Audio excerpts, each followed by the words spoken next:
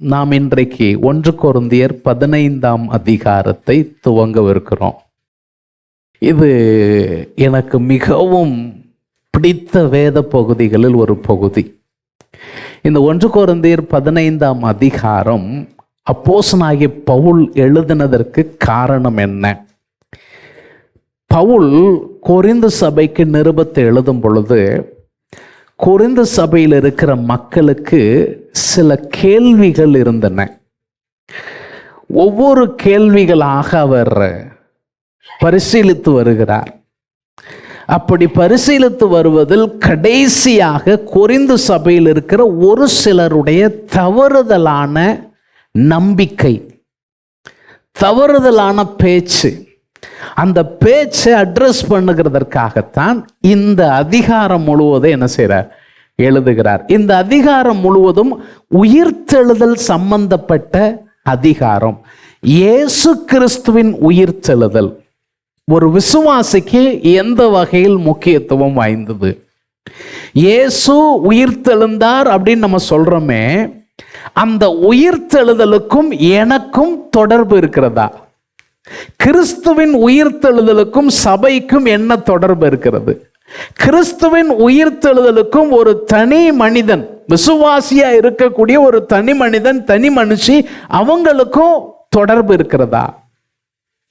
இந்த கேள்விகளுக்கெல்லாம் பதில் இந்த அதிகாரம் நமக்கு தருகிறது. பிரச்சனை என்ன? 15ஆம் அதிகாரம் 12வது வசனத்துல சொல்றாங்க. ஒரு சிலரை பத்தி சொல்லும்போது சொல்றாரு, கிறிஸ்து மரித்தோரிலிருந்து எழுந்தார் என்று பிரசங்கிக்கப்பட்டிருக்க. இந்த பிரசங்கத்தை குறித்து தான் நம்ம இன்னைக்கு பேச போறோம். முதல் 11 வசனங்கள் தான் நாம இன்னைக்கு கவனத்தில் எடுத்துக்கொள்ளக்கூடிய பகுதிகள். ஆனா எதுக்காக இந்த அதிகாரத்தை எழுதினார் என்கிறதற்கான ஒரு ஆதாரமாகத்தான் நம்ம 12வது வசனத்துல சொல்றோம். அதுல பின்பகுதி இப்படி வருது, மரித்தோரின் உயிர்த்தெழுதல் இல்லை என்று உங்களில் சிலர் எப்படி சொல்லலாம்? இந்த கேள்விக்கான பதிலா தான் இந்த அதிகாரம் முழுசும் எழுதுறாரு. சிலர் என்ன சொல்லிட்டு இருக்கிறாங்க? ஒருத்தர் மரித்து போனாங்கன்னு சொன்னா அதற்கு அப்புறம் உயிர்த்தெழுதல் என்பது இல்லை. மனுஷன் உயிரோடு இருக்கிற வரைக்கும் தான். அவன் மரித்து போனால் அதுக்கப்புறம் ஒண்ணுமே கிடையாது என்று சிலர் சொல்லுகிறார்கள். அப்ப அதற்குத்தான் இவர் என்ன சொல்ல வேண்டியிருக்கு? பதில் சொல்ல வேண்டியிருக்கு. அதே அதிகாரத்துல இதெல்லாம் பின்னால பார்ப்போம். பட் இந்த அதிகாரத்தை அவர் எழுதுவதற்கான உந்து சக்தியா இருந்த விஷயங்களை நான் சொல்லிட்டு வரேன். 35வது 36வது வசனத்தை பாருங்க. ஆகிலும் மரித்தோர் எப்படி எழுந்திருப்பார்கள்? மரித்தோர் எப்படி எழுந்திருப்பார்? மரித்தோரின் உயிர்த்தெழுதல் இல்லை அப்படின்னாங்க. அப்ப இருக்கு அப்படின்னு பேசினா அதுக்கு என்ன பதில் சொல்றாங்க? மரித்தோர் எப்படி எழுந்திருப்பார்கள்? எப்படிப்பட்ட சரீரத்தோட வருவார்கள் என்று ஒருவன் சொல்வானாகி புத்தியீனனே. எல்லாம் முடிஞ்சிச்சுங்க.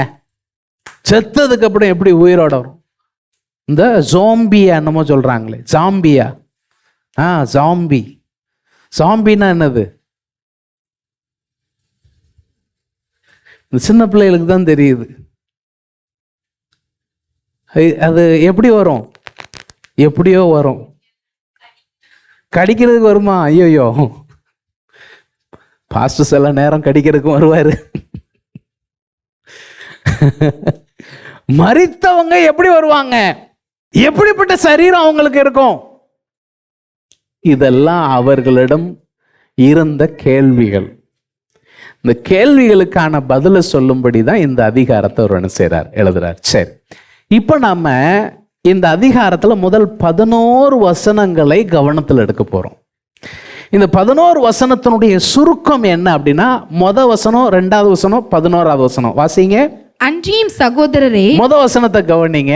சொல்றாரு சகோதரரே. அப்ப இதுல சகோதரிகளுக்கு கிடையாதா? உங்களுக்கும் சேர்த்து தான்.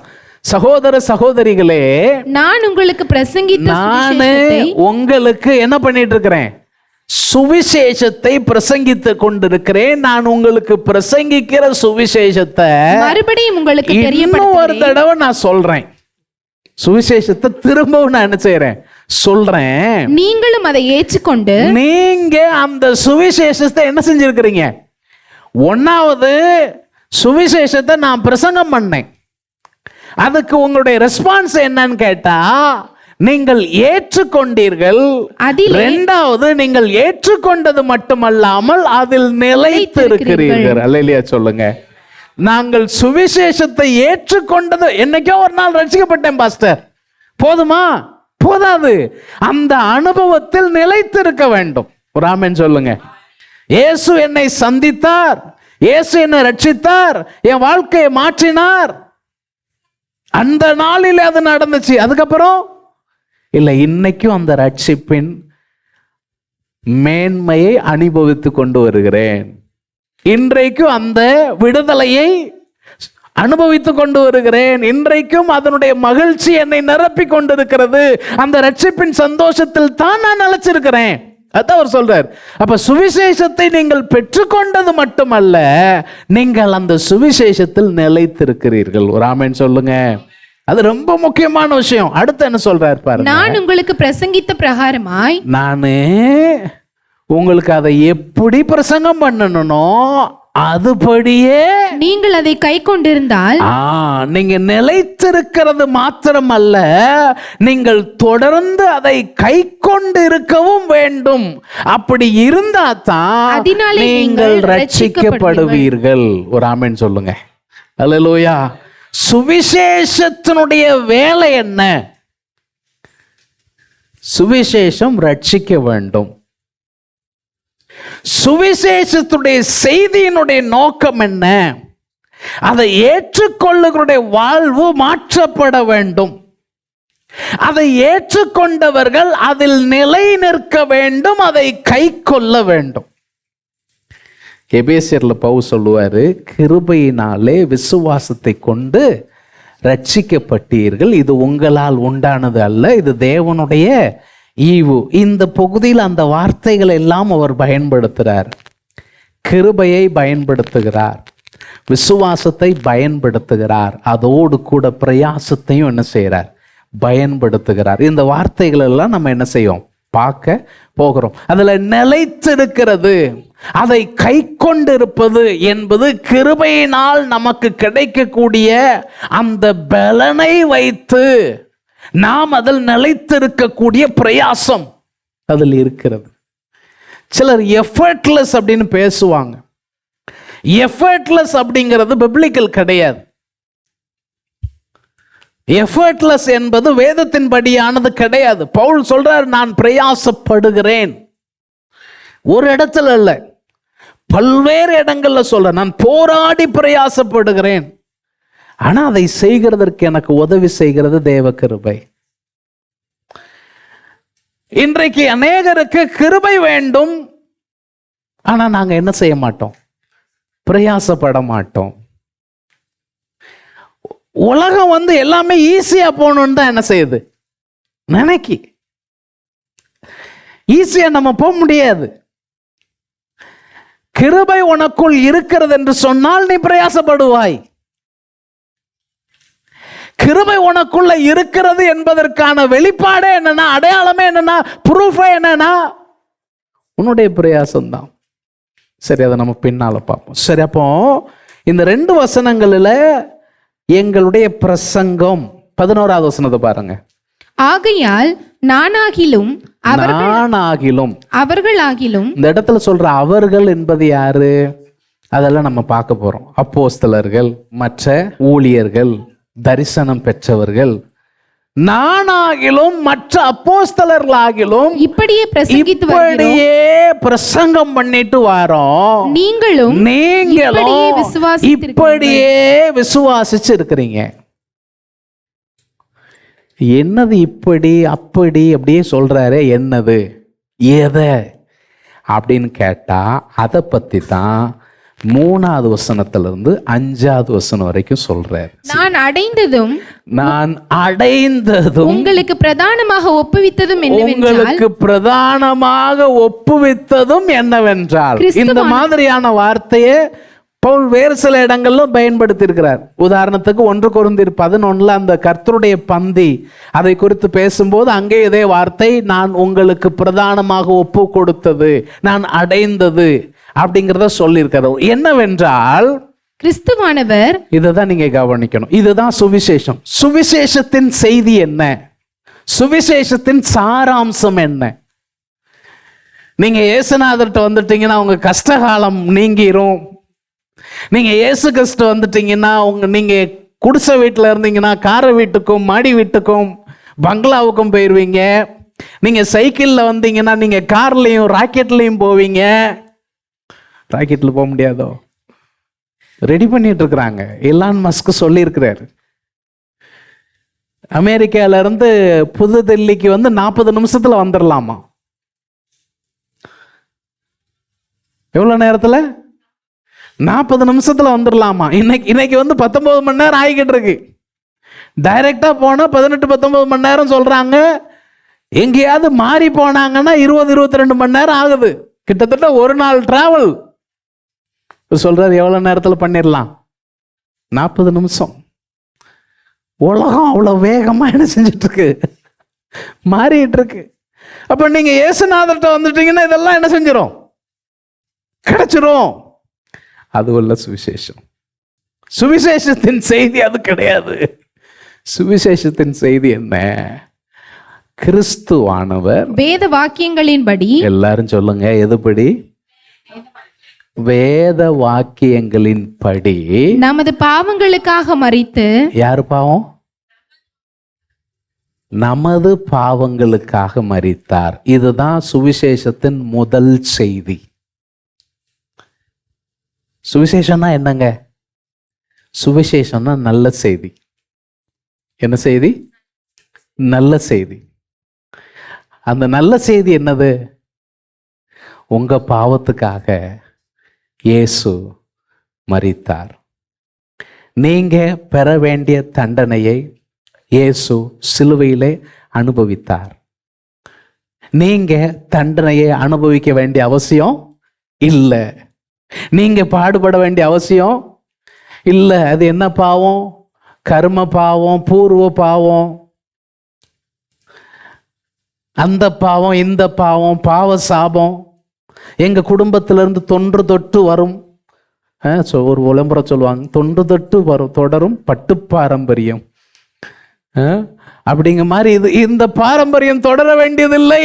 எந்த பாரம்பரியம்? சாப பாரம்பரியம், பாவ பாரம்பரியம் தொடர வேண்டியதில்லை. இயேசுவின் ரத்தம் உன்னை கழுவி சுத்திகரிக்கிறது. நீ இயேசுவிடம் வந்தால் உன் பாவம் மன்னிக்கப்படும். ஏன்னா இயேசு உன் பாவத்தை மீட்கும்படியாக, உன் பாவத்துக்கு பிராயச்சித்தம் செய்யும்படியாக அவர் சிலுவையிலே ரத்தம் சிந்தினார். உனக்காக, பாவிகளுக்காக வேத வாக்கியங்களின்படி கிறிஸ்து மரித்தார். இதுக்கு பேர் என்னதுங்க? சுவிசேஷம், நற்செய்தி. ஒரு ஆமென் சொல்லுங்க. இப்போ வேத வாக்கியங்களின்படின்னு சொல்லியிருக்கிறாரு. இன்னைக்கு ஆக்சுவலா எனக்குள்ள 2 கன்ஃபியூஷன் இருந்துச்சு. சங்கீத பகுதி வாசிக்கும்போ 16ஆம் சங்கீதத்தை வாசிக்கிறதா இல்லை ஏசாயா 53 வாசிக்கிறதான்னு ஒரு கன்ஃபியூஷன் இருந்துச்சு. ஏன்னா இந்த 2மே நம்முடைய சுவிசேஷத்திற்கான மைய கருக்கள். வேத வாக்கியங்களின்படி கிறிஸ்து நம்முடைய பாவங்களுக்காக மரித்தார். அதை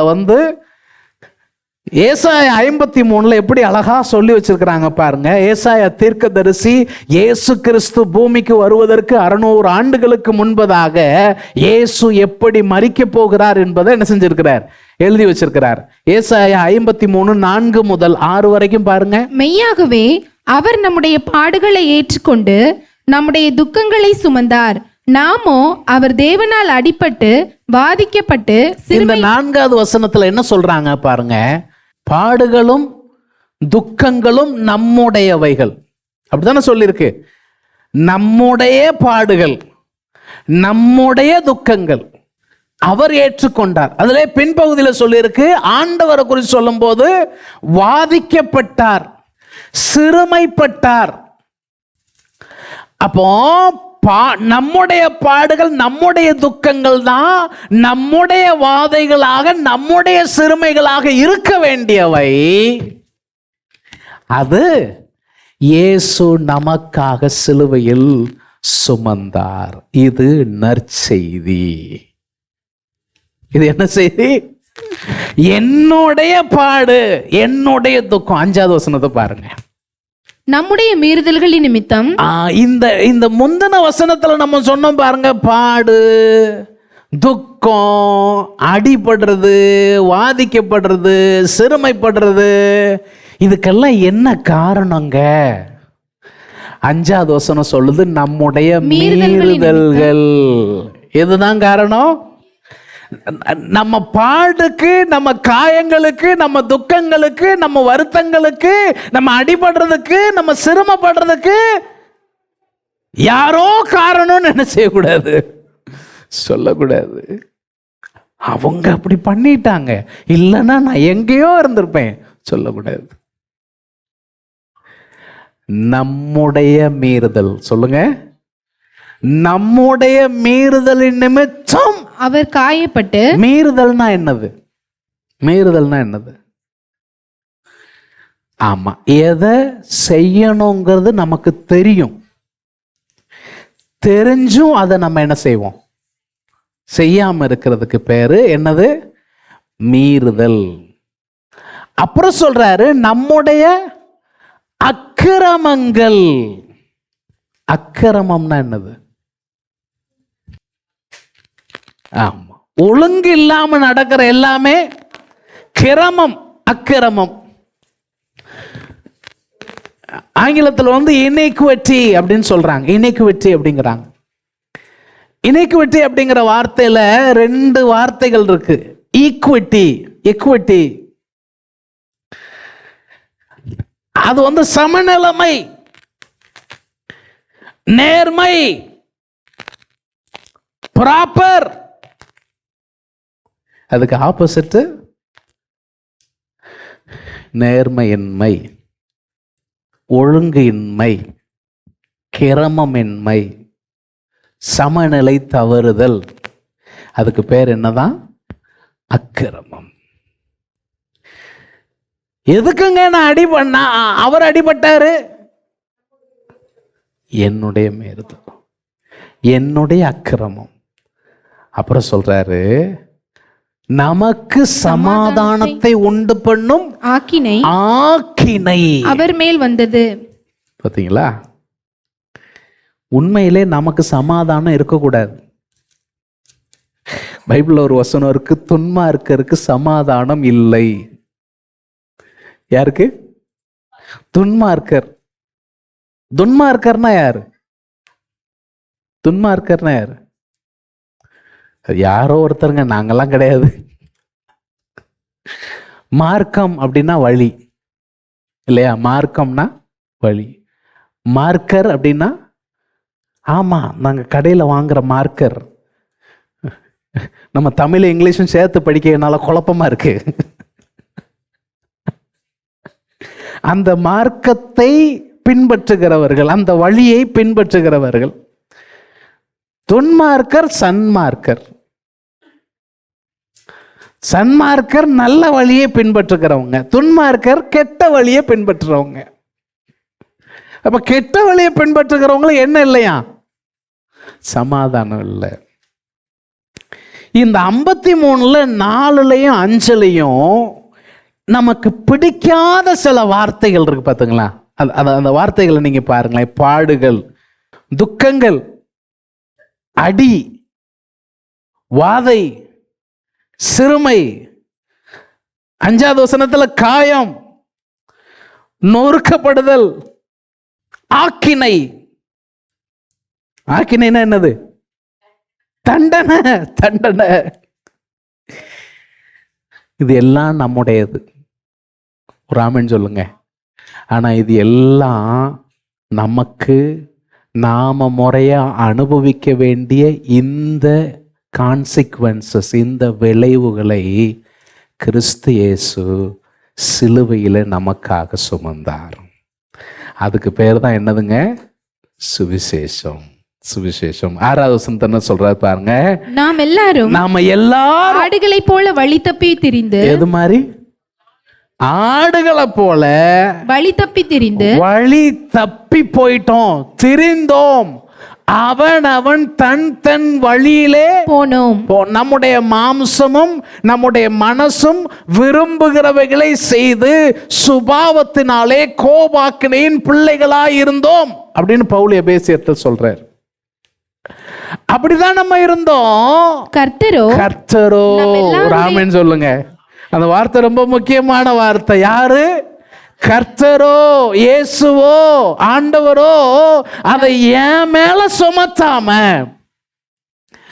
நம்ம எல்லாருடைய அக்கிரமத்தையும் அவர் மேல் விழ பண்ணினார். யார் மேல? ஏசப்பா மேல விழ பண்ணினார். நம்ம எல்லாருடைய அக்கிரமத்தையும் அவர் மீது விழ பண்ணினார். அதே அதிகாரத்துல பின் பகுதியில 10வது வசனத்துல இருந்து பாருங்க 12வது வசனம் வரைக்கும். கர்த்தரோ அவரை நொறுக்க சித்தமாகி. நம்ம நொறுங்க வேண்டியது, நம்ம நொறுக்கப்பட வேண்டியது. ஆனா இயேசு அவரை நொறுக்கப்பட்டார். இயேசு பாடுகளுக்கு உட்படுத்தப்பட்டார். அவருடைய ஆத்துமா தன்னை குற்ற நிவாரண பலியாக ஒப்பு கொடுக்கும் போது அவர் தமது சந்ததியை கண்டு நீடித்த நாளாய் இருப்பார். அதாவது அவர் மரிக்கும்போ அவர் இந்த தண்டனை அனுபவிக்கும்போ, ஐயோ எனக்கு தண்டனை வருதே, ஐயோ நான் இப்படி பாடுபடுறேனே அப்படின்னு அவர் சொல்லலையா. அவர் பாடுபடும் போது உங்களையும் என்னையும் பார்த்தாராம். எப்போ? சிலுவையில தொங்கிக் கொண்டிருக்கும் பொழுது அவருடைய சந்ததியாகிய நீங்களும் நானும் அவர் கண்களுக்கு தெரிந்தது. எவ்வளவு மகத்துவமான விஷயம்! இதான் ரட்சிப்பு, இதான் ரட்சிப்பின் செய்தி. ஏன் 2000 ஆண்டுகளுக்கு முன்பதாக அவர் சிலுவையிலே சிறுமைப்பட்டவராய், அடிக்கப்பட்டவராய், நொறுக்கப்பட்டவராய், பாடுபட்டவராய் அவர் சிலுவையை சுமந்தப்போ அவருடைய சந்ததியை அவர் என்ன செஞ்சாராம்? கண்டாராம். இது நமக்கு ஒரு மிகப்பெரிய நம்பிக்கையை தரணும். என்ன நம்பிக்கை தெரியுமா? இன்னைக்கு நீங்க இருக்கிற நிலைமைய மாத்திரம் பார்த்து நீங்க அப்படியே சோர்ந்து போயிடக்கூடாது. உங்களுக்கான வரும் காலங்களை குறித்த நிச்சயத்தை, நம்பிக்கையை இயேசுவிலிருந்து நீங்க படிக்கணும். எபிரேயர்ல கூட 12ல ரொம்ப அழகா எழுதியிருக்கிறாங்க. அவர் தமக்கு முன் வைக்கப்பட்டிருக்கிற சந்தோஷத்தின் பொருட்டு அவமானத்தை எண்ணாமல் சிலுவையை சகித்தார். சில நேரங்கள்ல நீங்க இன்னைக்கு கஷ்டமான வழியில போய்கிட்டு இருந்தா அதை குறித்து ரொம்ப நீங்க நொந்து கொள்ளக்கூடாது. உங்களை நீங்களே நொந்து கொள்ளக்கூடாது, ஆண்டவரை நொந்து கொள்ளக்கூடாது, தேவையில்லாத வார்த்தைகளை பேசக்கூடாது. ஆனா சகிக்க கற்றுக்கொள்ள வேண்டும். என்ன சொல்லணும்? என் இயேசு எனக்கு முன்மாதிரியா இருக்கிறார். அவர் இப்போவோ 2000 ஆண்டுகளுக்கு முன்பதாக நான் அவர் பிள்ளையா மாறுவேன் என்பதை அவர் தூரத்துல கண்டு அது இன்றைக்கு உண்மையா இருந்தது என்று சொன்னால், என் வாழ்க்கையில இப்போ எனக்கு இருக்கிற கஷ்ட காலம் அது நிரந்தரம் கிடையாது. அதை என் ஆண்டவர் மாற்றுகிறதற்கு அவர் போதுமானவராய் இருக்கிறார். அந்த உறுதி, அந்த நிச்சயம் நம்ம ஒவ்வொருத்தருக்கும் என்ன செய்யணும்? வேணும். சரி, தொடர்ந்து அந்த பகுதியில் என்ன சொல்லி இருக்கிறாங்க பாருங்க. அவர் தமது ஆத்தும வருத்தத்தின் பலனை கண்டு. ஆத்தும வருத்தம், இது நம்ம வருத்தமா இருக்க வேண்டியது. ஏன் வருத்தம்? இயேசு எனக்காக சுமந்தார். அந்த பலனை நம்ம மூலமா பார்க்கிற. இன்றைக்கு நான் ரட்சிக்கப்பட்டிருக்கேன் பார்த்தீங்களா? இது இயேசுவுக்கு கிடைத்த பலன்.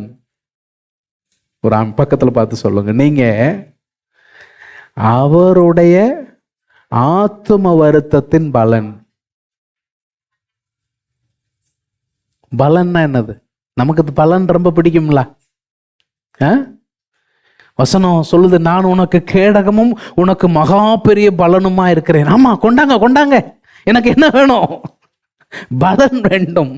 நான் உங்களுக்கு இயேசுவின் நாமத்தில் உங்களுக்கு அறிவிக்கிறேன், உலகத்திலேயே அவருக்கு கிடைத்த மிகப்பெரிய பலன் நீங்களும் நானும் தான். அல்லேலூயா. நாம அவருடைய சொத்து. அதான் வசனம் சொல்லுது, கிரயத்திற்கு கொல்லப்பட்டீர்களே. உங்களை அவர் கிரயம் கொடுத்து வாங்கியிருக்கிறாரு. என்ன கிரயம் கொடுத்தாரு? தன்னுடைய ரத்தத்தையே கொடுத்தார். இதுதான் என்னது? சுவிசேஷம். சுவிசேஷம். அப்புறம் கீழே சொல்லியிருக்கு அந்த பகுதியில, என் தாசனாகிய நீதிபரர் தம்மை பற்றும் அறிவினால் அநேகரை நீதிமான்கள் ஆக்குவார். ஏன் நீதிமான்கள் ஆக்குவார்னு சொன்னா, ஏனெனில் அவர்களுடைய அக்கிரமங்களை தாமே சுமந்து கொள்வார். தாமே சுமந்து கொள்வார். நீ சுமக்க தேவையில்லை. ஃபாதர் பாடுறார் பார், நீ சுமக்க தேவையில்லை, விசுவாசி, அது போதும். என் பாவங்களையும் என் அக்கிரமங்களையும் நான் என்ன செய்ய வேண்டியதில்லை, சுமக்க வேண்டியதில்லை. எனக்காக இயேசு ரத்தம் சிந்தினார், என் பாவத்தை அவர் சுமந்தார். அதனால வேதம் சொல்லுகிறது 12 வசனம் பின்பகுதி, அநேகரை அவருக்கு பங்காக கொடுப்பேன், பலவான்களை அவர் தமக்கு கொள்ளையாக பங்கிட்டு கொள்ளுவார். நாம எல்லாம் அவருக்கு தேவனால் கொடுக்கப்பட்ட பங்கு. அப்ப வேத வாக்கியங்களின்படி, இதுதான் முக்கியமான விஷயம். அப்ப சுவிசேஷத்தின் முதல் ஷரத்து என்ன? சுவிசேஷத்தினுடைய முதல் பாயிண்ட் என்ன அப்படின்னா, நம்முடைய பாவங்களுக்காக இயேசு மரித்தார். கிறிஸ்து நம்முடைய பாவங்களுக்காக மரித்து அடக்கம் பண்ணப்பட்டு, ரெண்டாவது சொல்ல இருக்கிறாங்க, அடக்கம் பண்ணப்பட்டு. அடக்கம் பண்றது எப்ப பண்ணுவாங்க? சில நேரங்கள்ல செத்துட்டாங்கன்னு கொண்டு போறவங்கள கொண்டு போய் எரிக்கிறதுக்கு ரெடி ஆகிற நேரம், சில நேரம் எந்திரிச்சு உக்காந்த மாதிரி எல்லாம் சிலர் சொல்றாங்க. எல்லாம் எப்படி இருக்கும் யோசித்து பாருங்க. ரொம்ப கஷ்டம். எல்லாம் பெட்டிக்குள்ள வச்சு அவ்வளோ எல்லாம் சேர்ந்து அழுது ஓலம் போட்டு ஊரெல்லாம் கூட்டி அழுது. இந்த ஒப்பாரி வைக்கிறதெல்லாம் பார்த்தீங்கன்னா, அவங்க அங்கே கிடக்கிறவங்கள வச்சு ஒப்பாரி வைக்க மாட்டாங்க. அவங்க சொந்தத்தில் எப்பமோ செத்தவங்கள என்ன பெத்த ஐயாரு அப்படின்ட்டு ஆரம்பிப்பாங்க.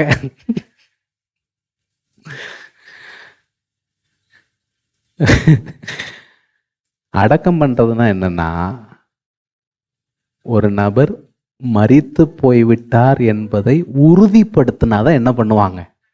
அடக்கம் பண்ணுவாங்க. இந்த வார்த்தை ஏன் சொல்லப்பட்டிருக்குன்னா, சில மக்கள் இன்னைக்கும் சொல்றாங்க, இயேசுநாதர் சிலுவையில மரிக்கல, அவர் அப்படியே சிலுவையில மயங்கிட்டாரு. என்ன செஞ்சிட்டாரா? மயங்கி விட்டார். அப்படி மயங்கினதுனால அவர் என்ன செஞ்சாங்களாம்? எடுத்து சுருட்டி கொண்டு போய் கல்லறையில வச்சுட்டாங்க. அங்க குழு குழு குழு குழு குளுமையா இருந்ததுனால அவருக்கு உயிர் வந்துட்டு, அப்புறம் அவரை யாரோ கொண்டு போயிட்டாங்க.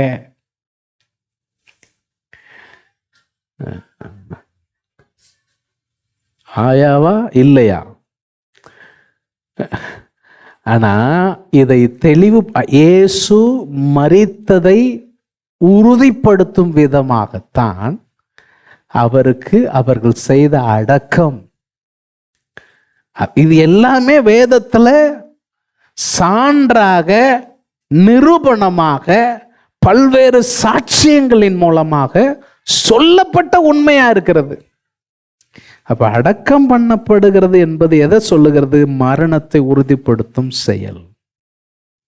சரி, நம்முடைய பாவங்களுக்காக மரித்தார், அடக்கம் பண்ணப்பட்டார். அடுத்து வேத வாக்கியங்களின்படி, மறுபடியும் இந்த வார்த்தை முக்கியமான வார்த்தை.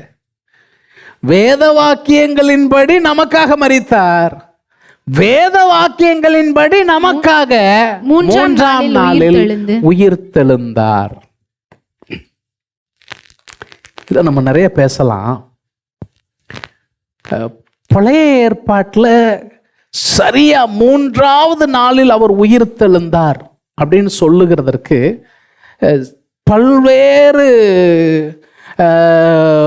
வேத வசன பகுதிகளை அடையாளப்படுத்துறாங்க. ஆனால் அதில் ரொம்ப சிறப்பாக ஒரு வேத பகுதி இருக்குன்னு சொன்னால் ஓசியா தீர்க்க தரிசனத்தில் ஒரு வசனம் இருக்கு. அதை நம்ம பார்க்கலாம்னு நினைக்கிறேன். ஓசியா தீர்க்க தரிசனம் 6ஆம் அதிகாரம் 2வது 3வது வசனம். 2 நாளுக்கு பின்பு அவர் நம்மை உயிர்ப்பிப்பார், 3ஆம் நாளில் நம்மை எழுப்புவார். எப்போ?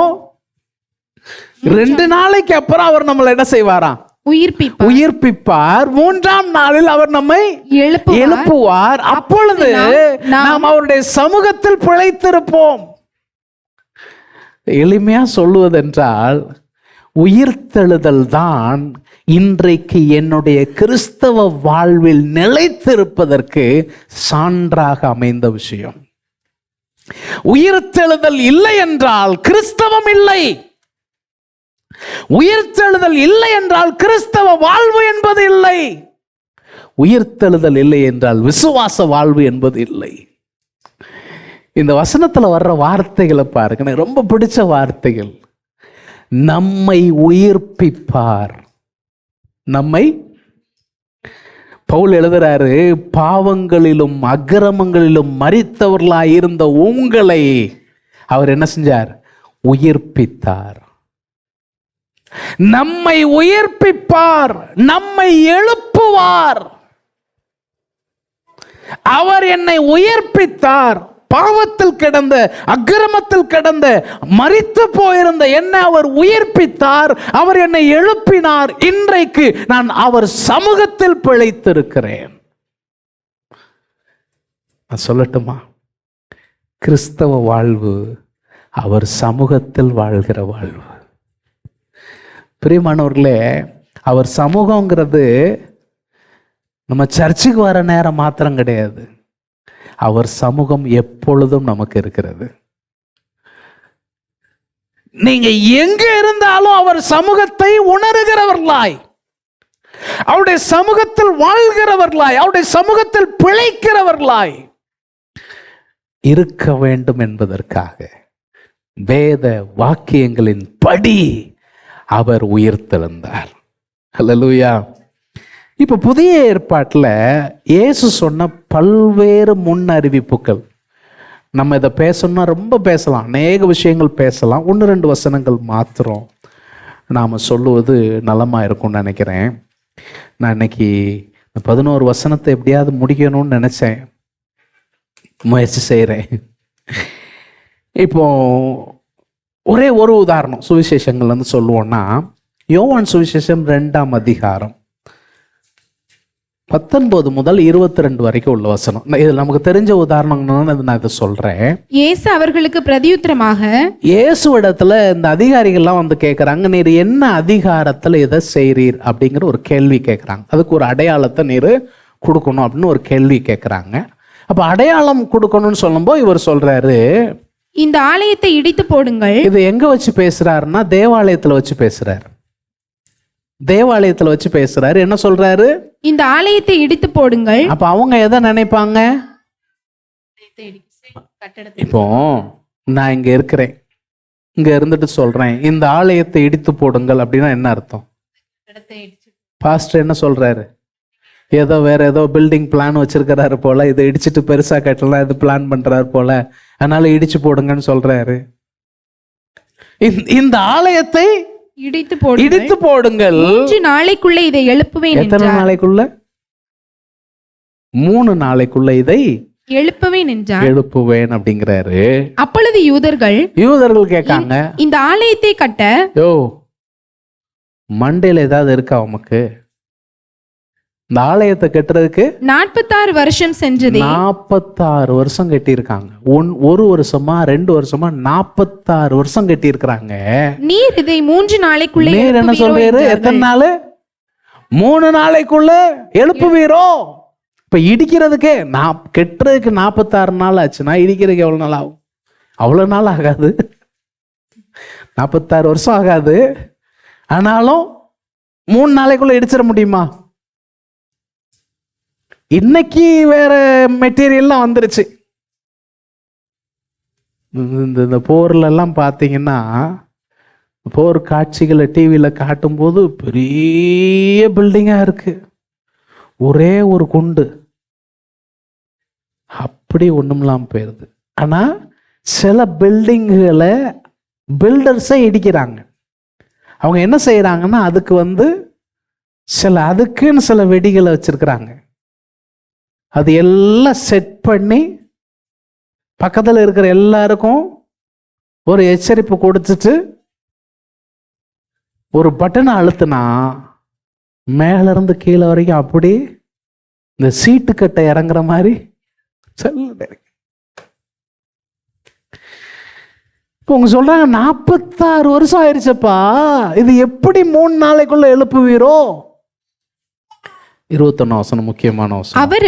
அவரோ தம்முடைய சரீரமாகிய ஆலயத்தை குறித்து பேசினார். எதை பத்தி பேசினாரு? அவர் தம்முடைய சரீரமாகிய ஆலயத்தை குறித்து பேசினார். இவங்க எதை நினைக்கிறாங்க? ஏரோது மன்னன் புதுப்பிச்சு கேட்ட 46 வருஷம் புதுப்பித்து கேட்டுன இந்த தேவாலயத்தை அவங்க நினைக்கிறாங்க. ஆனா அவரோ அவருடைய உடம்ப பத்தி, ஏப்பா நீ என்ன கொன்னு போடு, 3 நாளைக்குள்ள அதை நான் என்ன செய்வேன்? அடுத்த வசனத்தை பாருங்க. அவர் இப்படி சொன்னதை அவர் மரித்தோரிலிருந்து எழுந்த பின்பு, எப்போங்க எல்லாரும் சொல்லுங்க, அவர் உயிர்த்தெழுந்த பின்பு அவருடைய சீஷர்கள் அதை என்ன செஞ்சாங்களாம்? நினைவு கூர்ந்து வேத வாக்கியத்தையும் இயேசு சொன்ன வசனத்தையும் விசுவாசித்தார்கள். ஒரு ஆமென் சொல்லுங்க. அல்லேலூயா. இயேசு வேத வாக்கியங்களின்படி உயிர்த்தெழுந்தார். சொல்லுங்க, எதன்படி உயிர்த்தெழுந்தார்? வேத வாக்கியங்களின்படி நம்முடைய பாவங்களுக்காக மரித்தார். வேத வாக்கியங்களின்படி 3ஆம் நாளிலே அவர் உயிர்த்தெழுந்தார். இப்போ இந்த இடத்துல சொல்ற இந்த வார்த்தை, இந்த ஆலயத்தை இடித்து போடுங்கள் அப்படின்னு ஆண்டவர் சொன்ன வார்த்தை அவங்க மைண்ட்ல அப்படியே ரெஜிஸ்டர் ஆயிருச்சு. சீசர்களுடைய மனதிலே இருந்துச்சு. ஆனா சீசர்கள் உயிர்த்தெழுந்தது, இயேசு உயிர்த்தெழுந்ததுக்கு அப்புறம் அதனுடைய உண்மையான அர்த்தத்தை புரிஞ்சுக்கிட்டாங்க. ஆனா இயேசுவை குற்றம் கண்டுபிடிக்க வந்தவங்க மனசுல இது ரெஜிஸ்டர் ஆயிருந்துச்சு. அவங்க இதை எப்போ பயன்படுத்தினாங்க?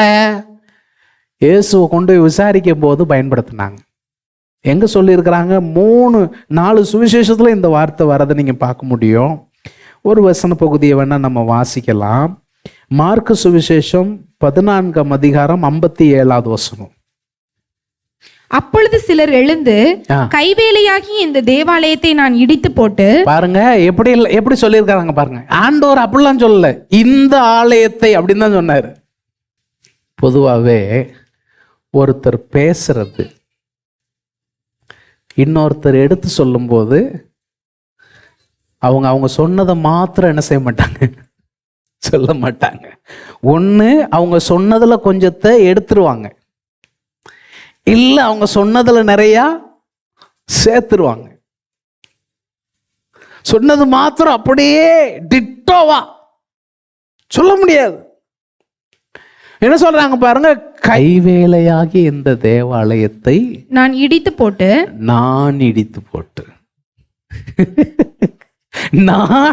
போட்டு கைவேலை இல்லாத இந்த ஆலயத்தை நான் ஒண்ணுமில்லாம பண்ணிடுவேன், வேறு ஒண்ண 3 நாளைக்குள்ளே கட்டுவேன் என்று இவன் சொன்னதை நாங்கள் கேட்டோம் என்று நாங்க கேட்டோம். அப்போ இயேசுட்ட அதை கேட்குறாங்க, அப்படி சொன்னியாயா அப்படி கேட்குறாங்க. வேறு சுவிசேஷத்தில் சொல்லியிருக்கு, அவர் பேசாமல் இருந்தாராம். ஒண்ணுமே அவர் பேசவே இல்லை, பேசாதிருந்தார். இதே வார்த்தையை சொல்லி சிலுவையில் இயேசுவை பரியாசம் பண்ணாங்க. சொல்லியிருக்கா? மத்தேயு சுவிசேஷம் 27 அதிகாரம் 40வது வசனத்தை பாருங்க. தேவாலயத்தை இடித்து, எப்படிங்க?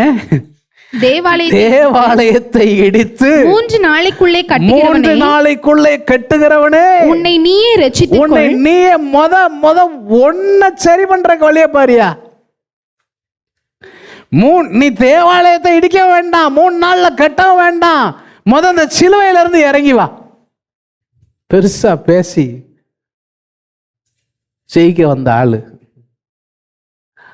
உன்னை நீயே ரட்சித்துக்கொள், நீ தேவனுடைய குமாரன் ஆனால் சிலுவையில் இருந்து இறங்கி வா. அது செஞ்சா போதும். தேவாலயத்தை இடிக்கவும் வேண்டாம், கட்டவும் வேண்டாம், சிலுவையிலிருந்து இறங்கி வா.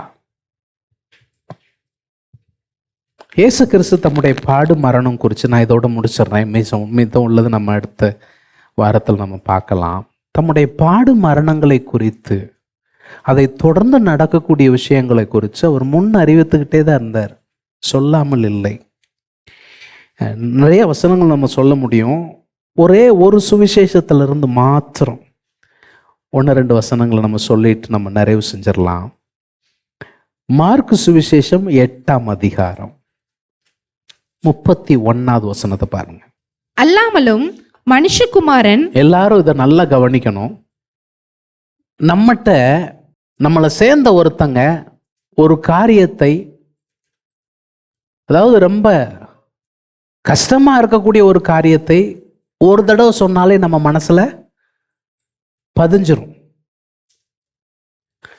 இப்ப இதை நீங்க நல்லா கவனிங்க. மனுஷகுமாரன் பல பாடுகள் பட்டு, பாடுனாலே நமக்கு கஷ்டம். என்ன பாடு? பல பாடுகள் பட்டு மூப்பராலும் பிரதான ஆசாரியராலும் வேத பாரகராலும் ஆகாதவன் என்று தள்ளப்பட்டு, சொல்றாரு பல பாடுகள் படுவார், ஆகாதவன் என்று தள்ளப்படுவார், அப்புறம் கொல்லப்படுவார். 3 நாளைக்கு பின் உயிர் தெழுந்திருக்க வேண்டியது என்று அவர்களுக்கு போதிக்க தொடங்கினார்னா என்ன அர்த்தம்? ஆரம்பிச்சிருக்கிறார்னா அப்ப அதுக்கு அடுத்தும் செய்து கொண்டே என்ன செய்தார்? இருந்தார். திரும்ப அதை போதித்து இருக்கிறார். அதான் அதனுடைய அர்த்தம். ஆனா சீசர்களுக்கு இது புரியவே இல்லை. பாருங்க, சீசர்களுக்கு இது புரியல. 9ஆம் அதிகாரத்துக்கு வாங்க. 9ஆம் அதிகாரம் 31வது வசனத்தை பாருங்க. ஏனெனில் மனுஷகுமாரன் மனுஷர் கைகளில் ஒப்பு கொடுக்கப்படுவார் என்றும், இப்ப வேறு வார்த்தையில சொல்றாரு, மனுஷர் கைகளில் ஒப்பு கொடுக்கப்படுவார், அவர்கள் அவரை கொன்று போடுவார்கள் என்றும் தெளிவா சொல்றாங்க. அவர் ஒப்பு கொடுக்கப்படுவார், அவரை கொன்று போடுவார்கள். எங்க ஒரு தடவை சொன்னது புரியல, திரும்ப ஒருக்க சொல்லும் போது இயேசு ஏன் இப்படி சொல்றாரு அப்படின்னு யாருமே என்ன செய்யல, கேட்கல. பாருங்களேன், கேட்கல. கொன்று போடுவார்கள் என்றும், அப்புறம் சொல்றார் கொல்லப்பட்டு 3ஆம் நாளில் உயிர் தெழுந்திருப்பார் என்றும் அவர் தம்முடைய சீஷர்களுக்கு போதகம் பண்ணி சொல்லி இருந்தார். முந்தின பகுதியில சொன்னோம் போதகம் பண்ண தொடங்கினார்னு சொன்னோம். இங்க போதகம் பண்ணி, அதாவது வெறும் சும்மா சாதாரண பேச்சு கிடையாது, சும்மா அப்படி போற போக்குல பேசிட்டு போகல, போதித்தார். என்ன அர்த்தம்? மனசுல பதியிறபடி திரும்ப அதை என்ன செய்யறாரு? சொல்லி காட்டுறாரு. 10ஆம் அதிகாரம் 34வது வசனத்தை பாருங்க. அவர்கள் அவரை பரியாசம் பண்ணி அவரை திரும்பவும் பாருங்க என்ன சொல்றாரு? இயேசு தம்மை குறித்து சொல்றாரு. அவர் என்ன செய்வாங்க? பரியாசம் பண்ணுவாங்க. அவரை வாரினால் அடித்து, வார கொண்டு அடிப்பாங்க. அவர் மேல துப்புவாங்க. அவரை கொலை செய்வாங்க. ஆகிலும் 3ஆம் நாளிலே அவர் உயிரோடு எழுந்திருப்பார். அதாவது ஒரு தடவை சொல்லி புரியலன்னா பரவாயில்ல, 2 தடவை சொல்லி புரியலன்னா பரவாயில்ல, அடுத்தடுத்து என்ன செய்றார்? சொல்லிக்கொண்டே இருக்கிறார். ஆனா இது சொல்ற எல்லா இடத்துலையும் அவர் மரணத்தோட முடிக்கல. அவருடைய மரணம் அடக்கத்தோட அவர் முடிக்கல. எதோட தான் முடிக்கிறார்? 3ஆம் நாளில் உயிரோடு எழுந்திருப்பார். ஒரு ஆமென் சொல்லுங்க. அல்லேலூயா. அதாவது அநீதியின் சக்தி தேவனை மேற்கொள்ள முடியாது. அதை தேவன் மேற்கொள்ளுகிறவர். பாவத்தின் சம்பளம் மரணம் தான். ஆனா மரணத்தை இயேசு ஜெயித்தார். மரணத்தின் சக்தி அவரை 2 நாளைக்கு மேல கல்லறைக்குள்ள வைக்க விடவில்லை. 3ஆம் நாளில் அவர் உயிரோடு எழுந்தார். அப்ப இது எல்லாத்துலயும் அவர் சொல்லிக்கிட்டே இருந்தார். ஆனா இவங்களுக்கு இது என்ன செய்யல? புரியல. இவங்க மனசுல போகவே இல்லை. இப்ப என்ன நடக்கு? இதை மாத்திரம் சொல்லி நிறைவு செஞ்சு நம்ம மீதம் உள்ளதை அடுத்த வாரத்துல பார்க்கலாம். மார்க்கு சுவிசேஷம் 16ஆம் அதிகாரம் 9வது வசனத்திலிருந்து பாருங்க. வாரத்தின் முதலாம் நாள் அதிகாலையிலே இயேசு எழுந்திருந்த பின்பு, இயேசு எழுந்த உடனே, உயிர் எழுந்தார்னா தூங்கி எழுந்துச்சார் அப்படின்னு நினைக்காதீங்க. அதிகாலையில் அவர் உயிர் தெழுந்த பின்பு மகதலேனா மரியாளுக்கு முதல் தரிசனமானார். முத யாருக்கு தரிசனமாகிறார்? மகதலேனா மரியாள் என்கிற ஒரு பெண்மணிக்கு தரிசனமாகிறார். இதை குறித்து டீட்டெயிலாக நீங்கள் வாசிக்கணும்னா யோவான் சுவிசேஷத்தில் பாருங்க. இப்போ நம்ம அங்கே போக முடியாது. அவளை குறித்து இன்னொரு எக்ஸ்பிளனேஷன் சொல்லப்பட்டிருக்கிறது. அவளிடத்திலிருந்து அவர் 7 பிசாசுகளை துரத்தி இருந்தார். அப்போ எவ்வளவா அவரை நேசித்திருப்பா பாருங்க. சும்மா சாதாரணமா பிசாசுடைய இன்ஃப்ளூயன்ஸ் இருக்கிற ஆட்களே என்ன பாடுபடுறாங்க. அவளுக்குள்ள எத்தனை இருந்திருக்கு? 7 இருந்திருக்கு. 1 2 இல்லை. துரத்தி இருந்தார். அவள் புறப்பட்டு, அதனால அவள் என்ன செஞ்சா? அவள் புறப்பட்டு அவரோட கூட இருந்தவர்கள் யார் கூட இருந்தாங்க? சீஷர்கள். அவரோடு கூட இருந்தவர்கள் துக்கப்பட்டு அழுது கொண்டிருக்கிறார்கள். 3 நாள் ஆயிருச்சு. 3ஆவது நாள்லயும் ஐயோ ஆண்டவர் நம்மளை விட்டு போயிட்டாரே, மரித்து போயிட்டாரே, இவர் நம்மளை ரட்சிப்பார் நினைச்சிருந்தோமே, இவருக்கு பின்னால் அலைஞ்சோமே, இப்படி நம்மளை விட்டுட்டு போயிட்டாரே அப்படின்னு செஞ்சுட்டு இருக்கிறாங்க. அழுது கொண்டிருந்த கையில் அவர்களிடத்தில் போய் செய்தியை அறிவித்தாள். எந்த செய்திய? பயப்படாதம்மா, நான் உயிரோட வந்துட்டேன். உன் சகோதரர்களுக்கு போய் என்ன செய்? சொல்லு, நான் உயிரோடு இருக்கிறேன், நான் உயிர் தெழுந்தேன் என்று என் சகோதரிடத்தில் போய் சொல்லு. அடுத்த வசனத்தை பாருங்க. அவர் உயிரோடு இருக்கிறார் என்றும் அவளுக்கு காணப்பட்டார் என்றும், அவர் உயிரோடு இருக்கிறாரு, அவளுக்கு தரிசனமானாரு அப்படின்னு அவர்கள் கேட்ட பொழுது, எவர்கள்? அப்படி சொல்லக்கூடாது, அவர் கூட இருந்தவர்கள் சொல்லணும். யாரு கூட இருந்தவர்கள்?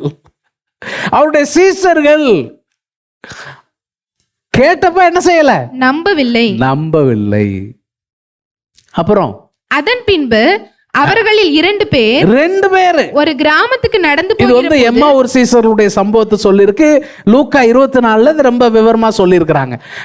ஒரு கிராமத்துக்கு நடந்து போகிற பொழுது அவர்களுக்கு மறுரூபமா தரிசனமானாரு. அவர்களும் போய் மற்றவர்களுக்கு அறிவித்தார்கள். இப்போ முதல்ல ஒரு அம்மா போய் சொல்றாங்க, அவங்க நம்பல. இப்ப 2 ஐயாமார் போய் சொல்றாங்க, ஐயா நாங்களும் இந்த வழியில போய்கிட்டு இருந்தோம், இயேசு எங்களுக்கு என்ன செஞ்சாரு? தரிசனமானார், அவர் உயிரோட இருக்கிறாரு அப்படின்னு சொல்லி அறிவிக்கிறார்கள். அவர்களையும் என்ன செய்யல? நம்பல. அப்புறம் அதன் பின் இயேசு தரிசனமாகிற அந்த 11 பேர் இருக்கக்கூடிய இடத்துல தரிசனமாயி உயிர் தெழுந்திருந்த தம்மை கண்டவர்களை, இதான் முக்கியமான விஷயம், உயிர் தெழுந்திருந்த தம்மை கண்டவர்களை யாரெல்லாம் கண்டார்கள்? மகதலேனா மரியாள், எம்மாவூர் சீஷர்கள் கண்டவர்களை அவர்கள் நம்பவில்லை. இதான் முதல் விஷயம். அவர்களை நம்பாமல் போனது நிமித்தமோ அவர்களுடைய 2வது விஷயம் என்ன? அவிசுவாசம். ஏன் அவிசுவாசம்? ஏற்கனவே அவர் சொன்னாரு, உயிரோடு இருக்கும்போதே சொன்னாரு, மனுஷகுமாரன் இப்படி பண்ணுவாங்க. ஆனா யாருமே அதை என்ன செய்யல, சட்ட பண்ணவே இல்லை. அதாவது விசுவாசம் கேள்வியினால் வரும், கேள்வி தேவனுடைய வசனத்தினால் வரும் சொல்லியிருக்கு. அப்ப அந்த விசுவாசம் வரணும்னு சொன்னா அவர் சொன்னது என் அறிவுக்கு வந்து எட்டி இருக்கணும்.